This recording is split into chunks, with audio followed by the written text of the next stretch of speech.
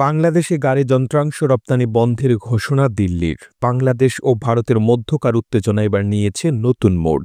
দুই দেশের মধ্যে চলমান রাজনৈতিক ও ধর্মীয় উত্তেজনার প্রভাব এবার পড়তে যাচ্ছে ব্যবসায়িক খাতে। ভারতীয় সংবাদ মাধ্যম প্রকাশিত প্রতিবেদন অনুযায়ী দিল্লির কাশ্মীর গেটে অটো পার্টস ব্যবসায়ীরা বাংলাদেশের সঙ্গে ব্যবসা বন্ধ করার সিদ্ধান্ত নিয়েছে। দুই দেশের চলমান উত্তেজনা এভাবে বাড়তে থাকলে পরিস্থিতি কোথায় গিয়ে পৌঁছাবে? জুলাই আগস্ট ছাত্র জনতার গণ অভ্যুত্থানে আওয়ামী লীগ সরকারের পতন হলে ক্ষমতাচ্যুত হয়ে দেশ ছেড়ে ভারতে পালাতে বাধ্য হন সাবেক প্রধানমন্ত্রী শেখ হাসিনা। এরপর থেকেই বিচ্ছিন্ন বিভিন্ন ঘটনাকে কেন্দ্র করে ভারতের সঙ্গে সম্পর্কের ফাটল ধরতে থাকে বাংলাদেশের।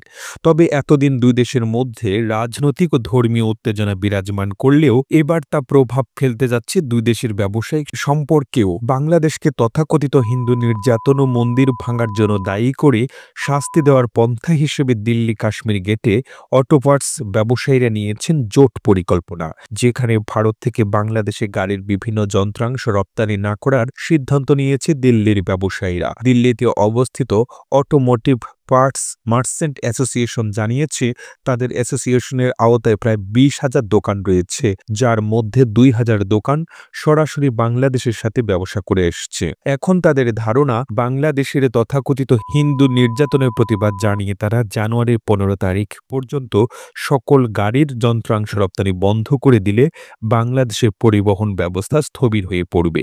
এছাড়া ভারতের ট্রেড অ্যান্ড ইন্ডাস্ট্রি চেম্বারের প্রতিবেদন অনুযায়ী ভারত থেকে প্রতি মাসে গাড়ির যন্ত্র হিসেবে 1,000 কোটি টাকার লেনদেন হয়ে থাকে বাংলাদেশের। এছাড়া বাংলাদেশের রাজনৈতিক পট পরিবর্তনের পর ভারতের অনেক ব্যবসায়ীর অনেক অর্থ বাংলাদেশে আটকে আছে বলে জানা যায় প্রতিবেদন থেকে, যার ফলে অ্যাসোসিয়েশনের পক্ষ থেকে সবার সম্মতি নিয়েই রপ্তানি বন্ধের সিদ্ধান্ত নেওয়া হয়। গণ অভ্যুত্থানের পর থেকেই বাংলাদেশকে নিয়ে বেশ উদ্বেগ ভারতের। এছাড়া ভারতীয় মিডিয়ায় প্রচারিত মিথ্যাচার তো আছেই। এমন অবস্থায় ব্যবসায়িক খাতেও ভারতের এমন কঠোর সিদ্ধান্তের কঠিন জবাব দেওয়া উচিত বলে মনে করছেন নেটিজেনরা। ভারতের সিদ্ধান্ত অনুযায়ী দিল্লি থেকে গাড়ির কোনো যন্ত্রাংশ বাংলাদেশে আসবে না, তবে তাদের সিদ্ধান্তকে এবার স্বাগত জানিয়ে বিকল্প আমদানির ব্যবস্থা করা যেতে পারে বলে ধারণা অনেকের। এছাড়া ভারতে প্রকাশিত প্রতিবেদন অনুযায়ী বাংলাদেশ ভারতের অটোমোটিভ পার্টসের জন্য একটি বড় বাজার। মাসে যেখানে 1,000 কোটি টাকার পার্টস লেনদেন হতো, এতে করে বাংলাদেশের রপ্তানি বন্ধ করলে